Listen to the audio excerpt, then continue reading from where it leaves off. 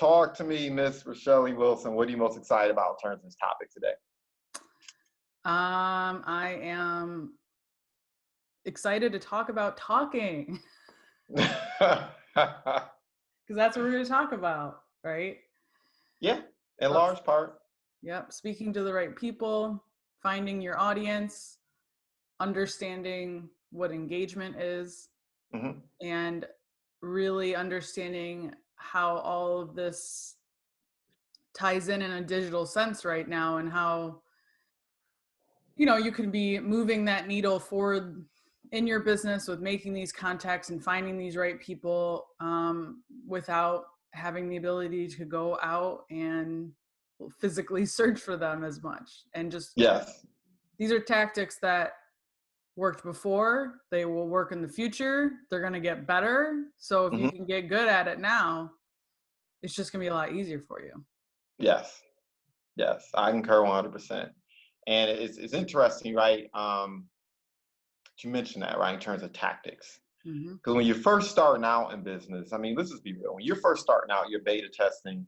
Look, if a person has a pulse and they're willing to listen to you, if they're willing to learn what it is you're doing, you're just happy, right? Because you're beta testing and you're in the process of defining who your ideal client is. You're in the process of really ascertaining whether or not this dog has legs, right? Whether or not this business is really going to work for you. But you reach a point when you outgrow the legal pad, right? You reach a point when you outgrow the notebook and you have to start kind of adulting up in your business, right? And then you have to start being more focused and more purposeful about how you engage people, who you engage, and be more cognizant of how your content and your online presence and even your overall approach determines a lot of those things, right? Um, so I like to think about it like the difference between being a salesperson and a sorter. You reach a point where you don't want to be a salesperson. You don't want to be out here in the convincing and cajoling business. And sales isn't necessarily that, right? All sales really is understanding how to influence people. But the bottom line is we know there are people who use sales tactics that are unsavory. You don't want to be part of that crowd, right? So you don't want to be chasing, you don't want to be cajoling. You really want to take the attitude of a sorter. And a metaphor that I like to use is turn over a deck of cards, right? We all know there are 52 cards in a deck, and there's only four aces, right? And Hmm. the four aces, in my mind, those are your ideal clients. Those are the individuals whom you really want to do business with, right? It's your ideal buyer persona. There's a lot of synonyms for it, right? But bottom line is the people that want to do business with you and you want to do business with them. And you want to curate your social media. You want to curate your approach. You want to, quite frankly, curate everything you do to that person or individual or ideal person, right? And I think about it like a deck of cards, right? There's 52 cards, there's only four aces. Um, you get to a point where you realize what you're really doing is you're turning over cards, right? And you turn over a card, there's a deuce. You turn over a card, there's a king. You turn over a card, there's a six. You can't make a deuce a king. You can't make a king an ace. They are what they are, right? So you have people out there where you're sharing your information with folks, and some of them are deuces. They're just not for you. They're not interested in what you're doing. They're the issue isn't salient or relevant to them. And quite frankly, they may not have disposable income to pay for what it is that you're doing. That's a deuce. It is what it is, right?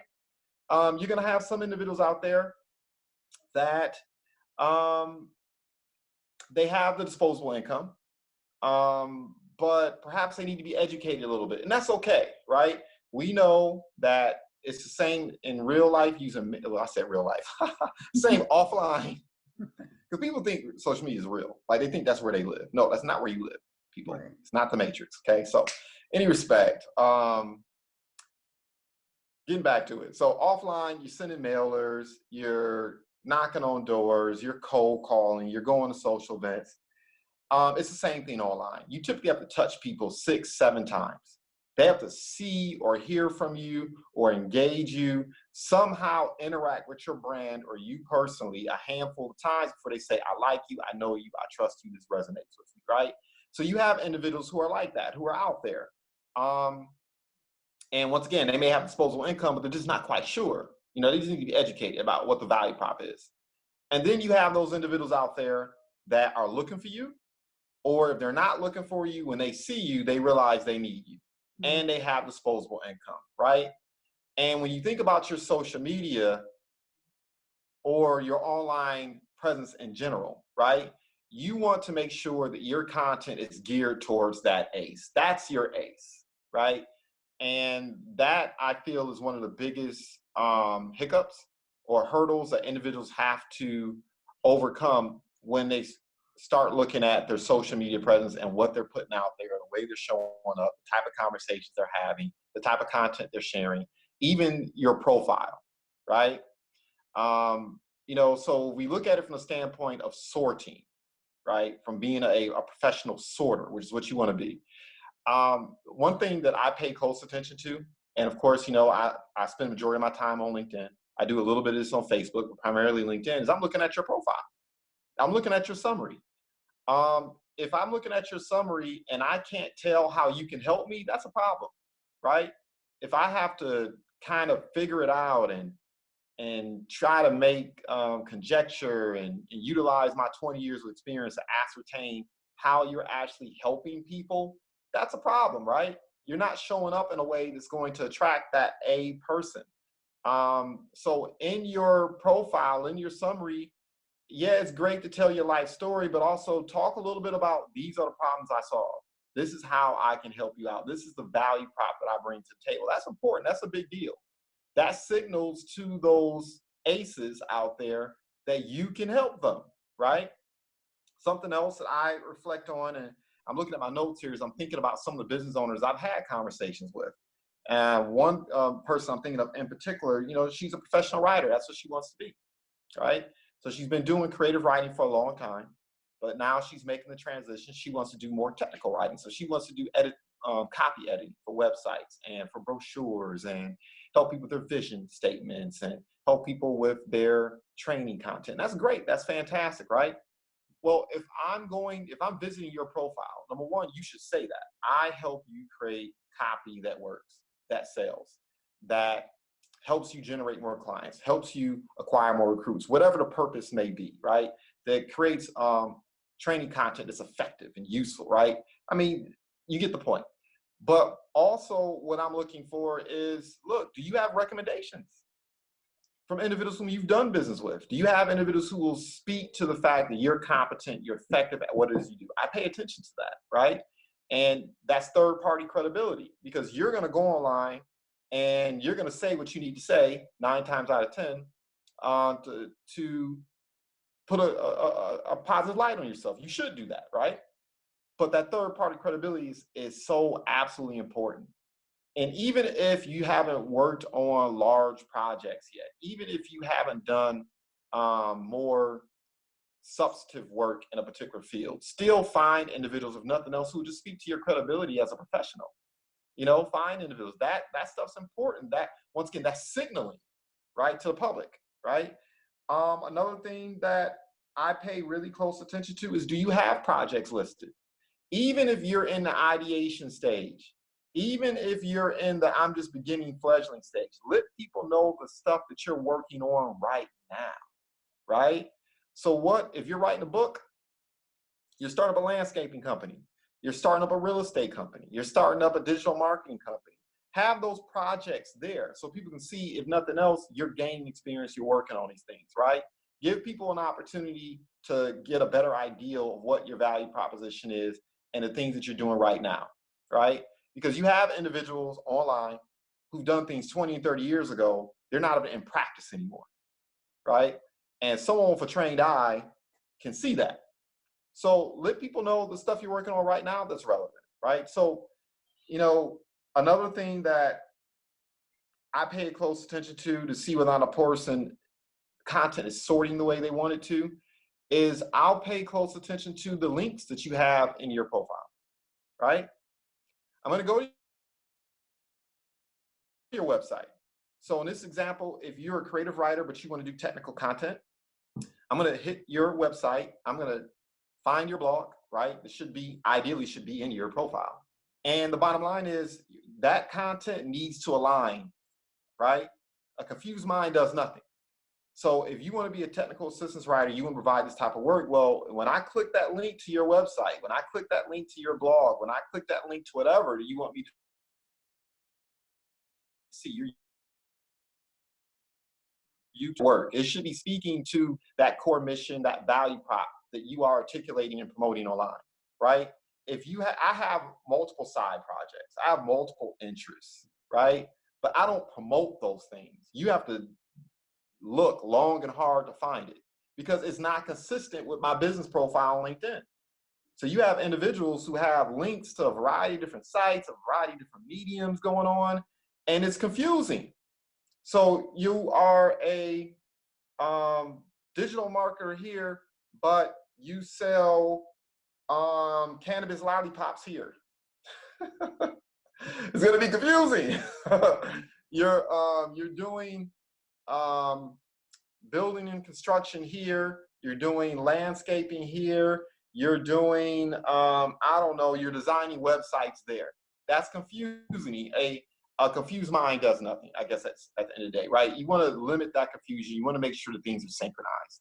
And I know you can talk about this all day long. I know this is your all day, every day. Well, I guess I also want to kind of approach that even a little bit differently. I'm glad you brought that up. So when I think about someone who has done or is doing all the things, or a bunch of different things, because I'm have been that person many times in my life. So my main hustle, my main trade is digital marketing. But I'm also a piano teacher still, right? And at one point, I used to run a resume writing company. And I also used to do consulting work for arts nonprofit organizations. These don't all align necessarily, right? And so that term, to kind of speak to that, I've seen coined as like a multi-potentialite, right?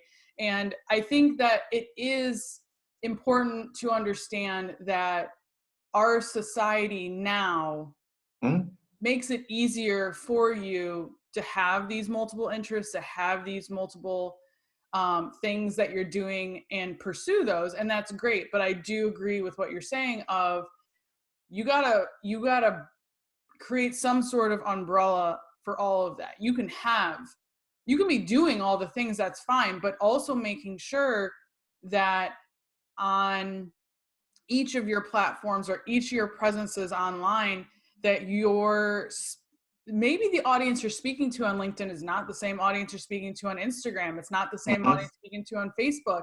And there's a time and a place for all of these different things. So while your LinkedIn profile may capture, oh, I also do these other things, if you want, it may not be necessary to showcase all of those specific things in every single place, right? You want to make sure that those things are probably visible on a website or something down the line, just so people aren't taken aback, right, or confused or whatever, right? But it's really understanding, even going back to the very beginning of what you said, who are you speaking to? What is your goal of what you're trying to attract on LinkedIn? If you're putting out too many different messages about what you do because you have multiple things that you do, it's just not going to be as effective. But that's not to say that the messaging about this other thing that you do may not work somewhere else, right? Or maybe it needs to be on its own LinkedIn company page as opposed to your profile page, right? So it's really being clear on how like that one special ideal, if you had a billion of them, that person that you're always speaking to, but understanding that may not be the same person across platforms at all. So I think I've had to do that. I have had to find that balance in my own career of like, well, where do I speak to marketing? Where am I speaking to the resume writing? Where am I speaking to the music? That kind of thing. And finding a balance with that. Thankfully, it's a little more streamlined right now, but I definitely, that struggle can feel, confusing. It might be easy to think, I'm just going to put it all out there and see what sticks. But the Mm. reality is that you're now just throwing darts at a wall, nothing's sticking. Nobody has any idea on how to take advantage of what you have to offer. And that I want to also bring that up of like what you were talking about with recommendations and stuff too. We are we don't want to let people assume too much without controlling our own narrative of what we're trying to do. If you think that it should be obvious to people that, well, I Mm-mm. really do all these, so I'm a hard worker. Well, that might not be the impression Mm-mm. that they're getting by seeing all your. They might think, well, you're doing all these things, so you don't focus, right? That we don't want to give assumptions away, which is why Mhm. having those recommendations that are speaking directly to the things that are important to you are important. And then the other part I wanted to touch on with what you said too is, yes, we got to have someone interact or touch point with us wherever 6, 7 times, right? But the beauty of doing that digitally is that can happen so much faster. Mhm. Someone could binge to a certain extent everything you have to offer in a very short amount of time, Mhm. and that can move, like they can understand what you're about so much faster than if you did this in person as much. Yeah, I agree. I think about as I'm listening to you, I reflect on, having a major and a minor, Hmm. right? Having a major and a minor. You may major in one or two things, right? And it's important, once again, to signal to people what you major in, because at the end of the day, people don't pay 5-star prices for mediocre burgers, right? Hmm. People don't do that. People don't pay for mediocre. You don't pay top dollar for a mediocre movie. You don't pay top dollar for a mediocre steak. You don't pay top dollar for a mediocre theatrical experience, right? You won't do it if you're aware that it's not top dollar. You need to let people know, where are you in ASAP? Where are you particularly effective at? Where have you distinguished yourself in terms of skill set? Because that's what people will pay top dollar for, right? If you're marketing yourself as an everyday burger, um, that's the kind of response you're going to get from the marketplace, right? If Yeah. you're marketing yourself as a gourmet burger that's geared towards a certain group of individuals, that's not the response you're going to get. So be aware of that, right? Have that. It's okay, like you said before. I mean, if you have a multiple skill sets, you have multiple services, you have multiple value props, that's great. Have that out there. But as I'm thinking about it even more in depth, have a major and a minor. Let people know where where you really shine, so you can actually acquire clients with disposable incomes who are willing to pay 5-star prices for you. That's something to kind of keep in account as well. um I just had a conversation with a entrepreneur, literally, and yes, we were just talking about it, right, 30 minutes ago. And the one thing that I've seen that also hurts individuals in terms of attracting the type of clients that you may want is this: when you're on these platforms, it's important to let folks know that you are established as a business. We Mhm. don't talk about it enough. You need to have a business website for different reasons than it was 10, 20 years ago, right? Today, you're right. The majority of time, individuals are going to find you via social media, and they're going to binge a little bit. They're going to look at your information, right? And they're going to make decisions based on the content you've put out as to whether or not they like you, they trust you, and whether they feel like they know you, right? So that's why showing up and being authentic is important. So they're going to make these decisions. They're going to go to Facebook, Instagram, YouTube, where else they can find your content, and they're going to check you out, see whether or not, number one, they trust you to do the work that you said you do, that you have the expertise, that you're bringing a value prop, right? So people say, well, I don't need a website. And what I would argue is two things. Your website today may not be necessarily the primary means in which people learn about what it is that you do, but your website today is almost like your business card. Yeah. It lets people know that you're a grown adult, right? The other thing your that a website does, and particularly having a business, whether it be an LLC, S corp, consult with appropriate resources and experts to decide which business structure would make the most sense. Um, you need to own some real estate that's yours. Hmm. That also signals to individuals whether or not you're a serious professional. I mean, we just saw what happened with London Real, right? been marketing and promoting London Real on LinkedIn for almost a decade. One of my favorite sites to go to. They provided so much entrepreneurial soul food for me personally over the years. For me, the content they share has been invaluable, right? And I'm not afraid to say it. I mean, a candle loses nothing by lighting another candle, right? That's another thing people need to learn is, look, it's okay to post other people's content on your sites. Right. Right. It is. It really is okay. There's 300 million people here in the US alone and billions across the world. That's your audience. It's okay. There's going to be some left over for you. But anyway, I digress. So we've seen what happened with London Real. They're, not being broadcasted. They're not able to use LinkedIn anymore. They woke up one morning and their stuff was gone. That's an important lesson. You need to have your own website, your own blog, a place, real estate that you own. So individuals go to your social media, they learn who you are, get a good idea whether or not they want to do business with you, and then they come to your website, your business card, to say, hey, I'm a grown adult, I have an established business. And then you should have the means in which to, of course, acquire, retain, get additional information from them, whether it be their contact information or what have you, right? That piece is very important too. And these are just some of the things I think about technically, aside from engagement, which I know we're about to jump into. But some of the technical things that you can do to make yourself stand out, and more importantly, sort out the ideal client and individuals who you want to do business with. It's ways in which you can kind of create credibility and stand apart from everyone else. And I know it's tempting. A lot of individuals may be listening to this and thinking, well, that's common sense. No, it's not. Right. Common sense is not common. You go online and you'll see that a lot of profiles and a lot of content is being put out there. It's just not on the level. And particularly now, competition is fierce for attention.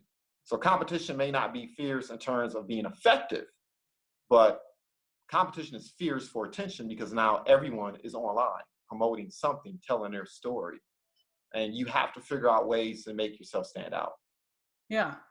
Working through that noise, there's, a lot you can do in terms of socialization and things of that nature. But a big part of working through that noise is, just establishing the fact that you have it together and you've got this established. I cannot emphasize enough that you don't own these social media platforms. They're not yours, right? They are free tools and opportunities that you should be extremely grateful for that you have, but they're not yours. They're not yours. So if you are not finding ways to convert people off of those platforms to a website, onto an email list, on a call, whatever, in some sort of way to capture information that you can just have that's yours now. If they put their email on your email list, that's yours until they unsubscribe, right? You have to find ways to capture people on these platforms to get them off the platform, because that's just not where the conversion happens in the sense of stability, right? Because those platforms can go away. So I see this a lot too. Every time Instagram's down, Facebook's down, whatever, people freak out. Oh God, what is it? Just my account? Is it the whole thing? Did something happen? And they panic. And that panic wouldn't feel so panicked if you knew you had other things set up that were, I'll be fine. I have this real estate that's mine, which is so important. So we're transitioning into talking about engagement now, but that's a big part of it. Of when you're taking the time to use these platforms, that's what it's for. It's for engagement so that you can move that needle off the platform, for sure. Yes, I concur 100%. And quite frankly, that's how you do it, right? Engagement. Right. So you have your content out there, you have your information, you're posting. And then, you've said this so many different times about how you show up, right? You have to respect your audience. Yeah. And I'll willingly admit, I'm not doing a good enough job of it. Particularly for me, I'll admit part of my challenge is when you're on 4 or 5 different platforms, it's hard to respond to all 4 or 5 different platforms. So once again, I'm a huge fan of having a major and a minor there too as well, right? my major is LinkedIn. You know, quite frankly, Facebook is becoming more useful to me. But you know, YouTube and Instagram and all these other platforms, those are my minors, right? Hmm. And but I focus the majority of my time. But I respect my audience on LinkedIn, which is why, there's a correlation there, right? Because I respect my audience. I don't let a like or a share or a comment go unaddressed, even if I don't respond um, publicly. You're going to get an inbox. Thank you. I really appreciate the fact that you liked or shared my post, and glad the content resonated with you. Your feedback is always appreciated. It gives me confirmation that, look, my content is resonating. And by the way, at some point, I would love the opportunity to learn about what's most important to you as a business owner, what's most important to you as a professional, what's most important to you as an entrepreneur. You know, what are some of the challenges that you're dealing with, right? It's an opportunity to show up and interact and let them know I respect you, I see you, I appreciate your time. And it's also an opportunity for me to invite that person to invite me into their life. And that's how you end up getting the relationship. And that's how you also end up, of course, acquiring the contact information for the individuals and getting their permission to add them to your email list or add them to whatever tool you're utilizing to collect information. And I know you can speak about that. Like, Right. Engagement only works if you engage. That's just how it is. So like I it's always disheartening to me when I see someone who feels like social media isn't working for them. And mm, it's what I tend to discover from that is they have this idea or this thought that they put up a post, they say something, they even put a call to action, click here, buy this, whatever, and then it just doesn't convert. And I'm always, it is disheartening to think that that's how far we've come now, where we think that that's all it takes, right? mm, That's mm. all it takes is like you just put it out there, you ask someone to take it, and then it just works that way. That doesn't work in real. That doesn't. I say real life again, right? It doesn't work in our, physical life. So I'm not really sure why people think that that's just going to work that well on social media. I hear tons of people being like, well, I only got like on Instagram. Instagram is my big main focus right now. And I see people, well, this only got like 30 likes, but that got 100 likes. Okay, well, what are you doing with these likes? Okay. So Mhm. if you're just saying the likes somehow determine the value of your post, all right, that's one thing I guess you could determine. But who are those people who liked it, right? Or this got 50 comments and that got 20 comments, right? Well, did you respond to any of those comments? Did you reach out to any of those likes? When you did a poll in your Instagram stories, did you respond to the people who participated in it? Like, Yep. it's the equivalent. I do say this a lot, of like when someone gives you a comment, someone gives you a like, if they're like, oh my gosh, I love this, and then you just sit there and just saying nothing. That's what would happen if you did that to a person, right? Someone is giving you a compliment, they're saying they like this, they're saying they want it, they're interested in more, and then you just say nothing. Well, I'm not really sure why you think that that's supposed to convert. Mm, If you actually took action and engaged with all of the people that are giving you any sort of attention, right? That are showing you, yeah, I'm interested in what you have to say. You would not, like, it wouldn't even cross your mind on how do I find more people? Because you would just be finding more people organically, but you'd be engaging so well on social media that the numbers would just keep coming in, as mm, well as you'd be so busy. You'd be so busy with prospects and clients and customers, and you would learn so much more about what it is people are looking for and they're wanting to see. So you want more comments, you got to give more comments. You want more DMs, you got to give more DMs. You want more likes, you got to give more likes. And when I say more, I mean, if you want 10 comments, you got to give 30. You got to put way more out there and show that you're willing to step up and engage. You got to mirror the behavior you want to see out of people from you. there's no reason for anyone to engage with you on social media if you yourself aren't engaging at all. And posting something and calling it a day, that's not engagement. It's not engagement. Scrolling through your profile, putting up, posting and ghosting, I call it. And we do that. We're all guilty of that from time to time. It just the nature of social media, but that is not engagement. Engagement is not just sharing your content with the world. Engagement is that, it's that word. You have to talk to people. You have to socialize. I love it. Yeah, you're 100% right. At the end of the day, I guess I just go back to this, right? Dale Carnegie, How to Win Friends and Influence People, right? People do business with folks whom they like, know, and trust. And a way to earn people's trust, the way to get people to like you, is to ask individuals, particularly if you're B2B, everyone's favorite topic is, what do you do for a living? People want to be able to share with you what it is that they do. So the extent to which you can engage with individuals and open the door and invite them to share who they are, what they do, what's most important to them, you're going to win all day, every day. And that's the thing I think people forget, right? At the end of the day.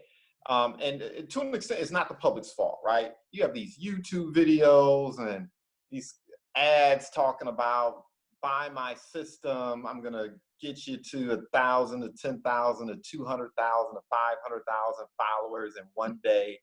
And money's going to fall from the sky like manna. Yeah. Okay. Right. Once again,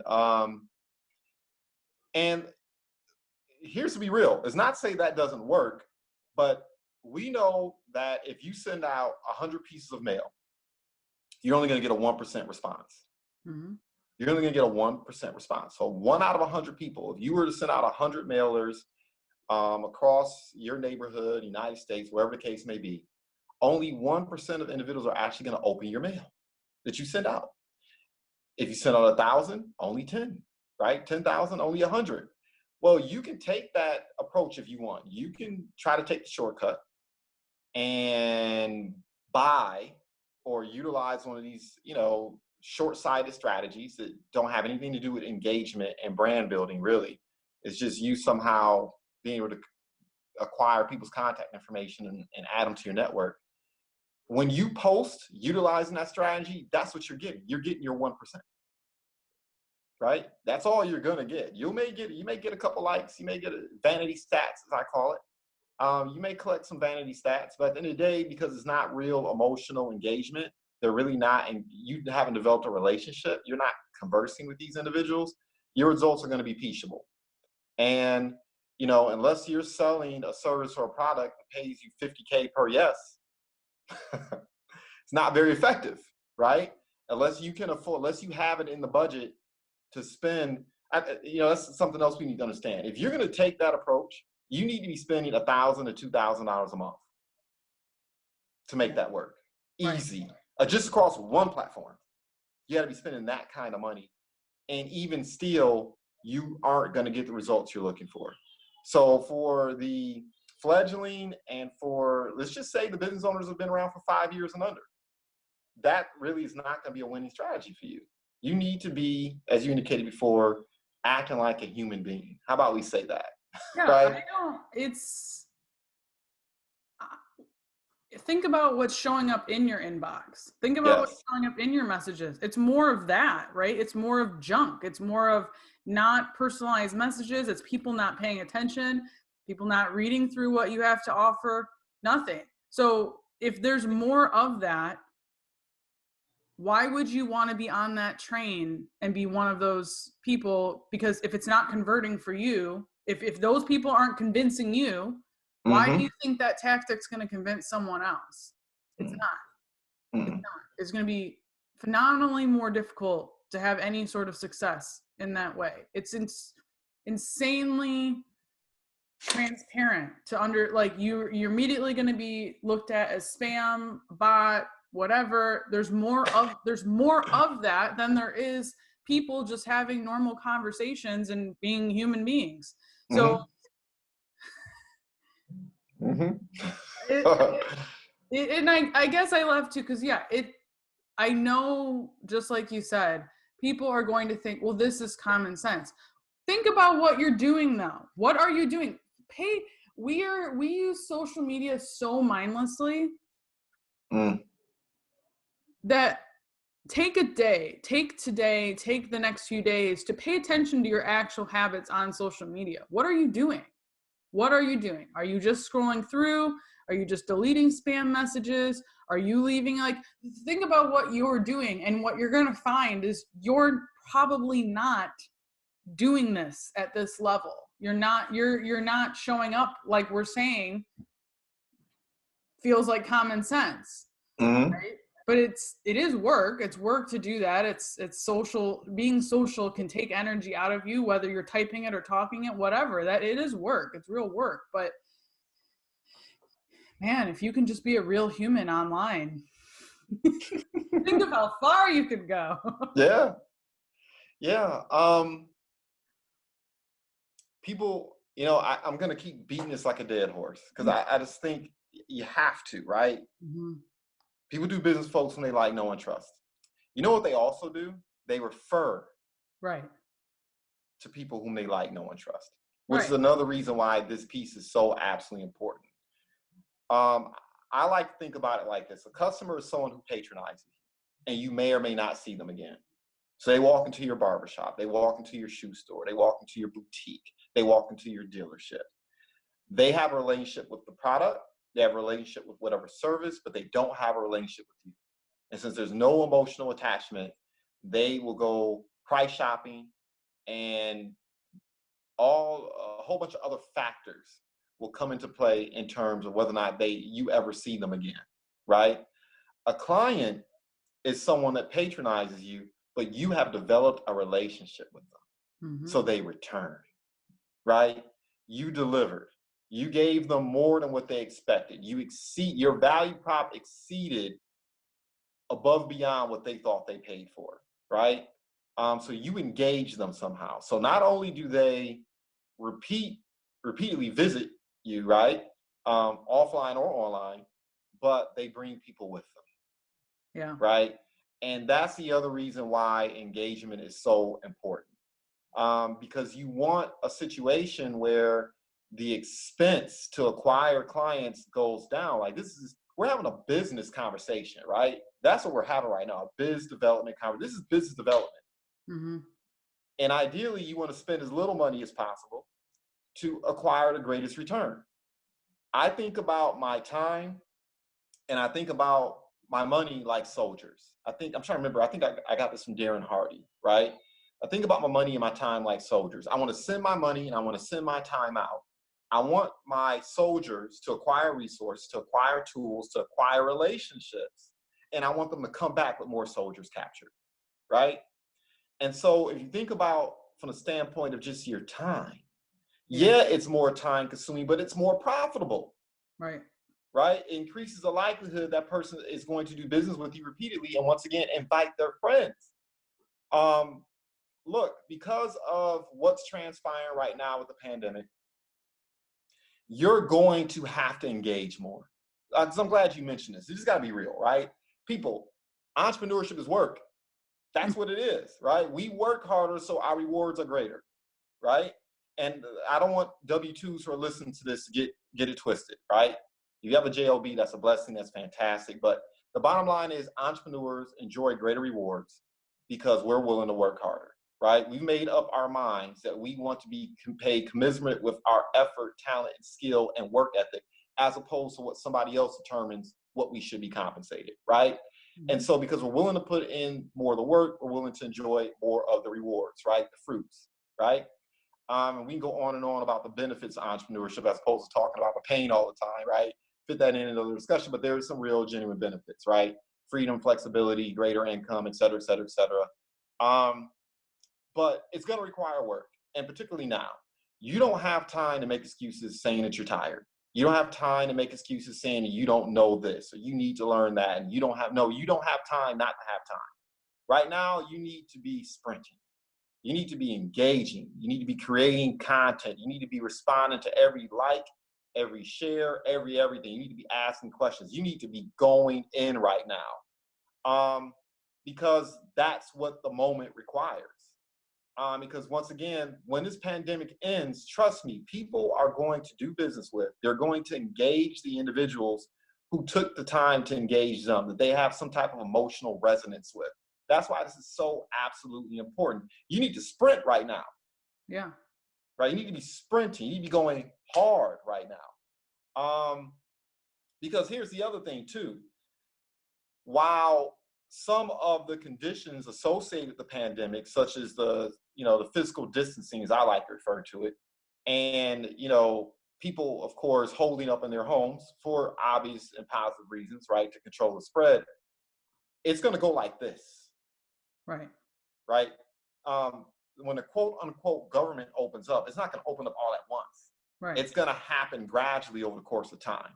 Movement is going to be less restricted gradually over the course of time. But also keep in mind too, people's habits are going to change. Things are not going to go back to normal. We're going to experience a new normal, a new way of doing business. There are things that are changing fundamentally in terms of how we engage and deal with each other. And that's why this stuff is so absolutely important. You have to be right now, do everything you can to get in a person's living room, right? Know the color of their carpet, know the color of their shades, know the color of their eyeballs, you need to be about that business as much as possible. And you can't tell, like, I'm on 10 about this, right? Because I could go on for another 5 minutes, but we don't have that much time to continue going on. Well, I think that if you've watched this far, it should be extremely clear to you not only how important it is to be engaging and whatnot, but just how profitable it is for you just to properly engage with people. So let's take it a step further. You are engaging, you're doing that sort of thing, you're showing up, you're having conversations, but you're feeling like maybe this isn't converting for you, right? Maybe it's not working. Maybe you are engaging and you're just like, I don't know, something's off, right? So the first question you need to ask yourself is, are you engaging with the right people? Which goes back to what we talked about at the very beginning.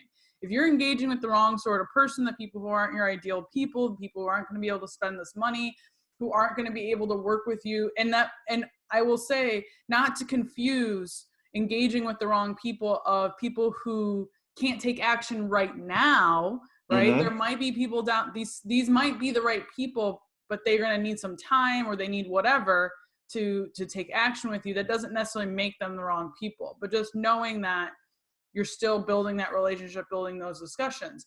So first asking yourself, are you engaging with the right people, right? Is this moving that forward?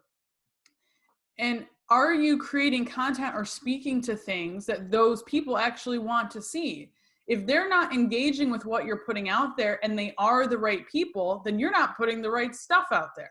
Right? So you need to re-examine, what are you sharing and talking about and conversing on or posting about, right? And the other thing too is, maybe it is within the realm of what they want to see, but it's not valuable enough, or it's not of a high enough quality of the content of what you're sharing. You can't put out junk fluff anymore. You just can't. You can't do it, right? That's not to say that you have to have insane opinions or be polarizing or be aggressive in what you're doing, but you need to be confident in what you're sharing. And you need to also be confident in the fact that there is no such thing as oversharing what it is that you do or how you do it or your process. We are ingesting bajillions of pieces of content every second, right? And if your 2-minute spiel on this one part of what it is that you do all of a sudden grabs someone's attention, but you previously were worried to put it out there because you feel like you're giving too much away, you're never giving too much away. Everyone can Google everything. Don't worry. Everyone can find out what you do and Google everything. So you're never giving too much away. So making sure that what it is you're putting out there is of enough quality and value to get someone to bother to listen, to bother to watch. That's just it's so important that that's also going to help convert this all engagement work that you're doing. Yeah. Don't get mad at your money. Seriously, don't get mad at your money. the market determines what they want, not you, Right. right? So you may have to alter your approach somehow. You may have to pivot, right? It's tough because we fall in love with our businesses. But keep in mind, you still have to make important, smart business decisions. And you may have to change your messaging. You may have to change your topic. You may have to make a hard pivot and move into, quite frankly, a different market altogether, right? Um, Being an entrepreneur is about making adjustments. The entrepreneurs that win see things first. We're on the edges, right? So we see the change in appetites, the change in desires. We anticipate things first. That's how we win, Hmm. right? Um, so that's, I mean, you hit the Yeah, nail and right on then the head. if you're understanding that you maybe if this isn't working and maybe you do need to pivot and you're like, I have no idea how or what or where I'm supposed to do that, you don't have to guess. You need to just ask them. Yes, These are still your right people. These are still the people that need you. You just need to figure out what they need now. So don't guess. Ask them. Ask them what are you struggling with right now? Where yes, where are you needing more support right now?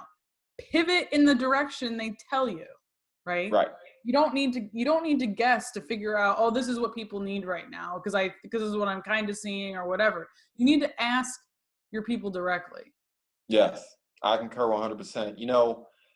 Here's something else too. Um, so let's say you are acquiring vanity stats. Let's say you are getting real engagement. Man, how you respond is so important. Hmm. Look, you post something, someone takes an interest in it. The wrong thing to do is to inbox them and spill your guts about how wondrous and great your services and products are. I mean, just inundate their inbox with your wonderfulness, right? The Hmm. next question should be, why did you like my content? What did you like best about it? Why did this resonate with you? Right? Why is this important to you? Continue qualifying, acquire additional information, earn more of their trust, right? Part of this is doing what your competition is not doing, right? We've heard it said time and time again, successful people do what unsuccessful people are unwilling to do.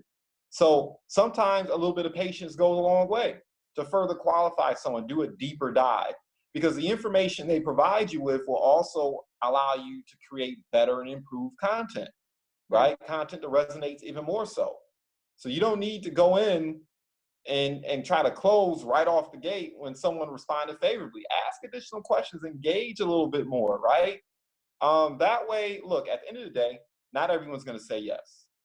So I get it, right? You're doing your Zoom calls, you're doing this outstanding engagement, and when you're first starting out, yeses feel like gut punches because you don't understand that you're a sorter. You're not a salesperson, right?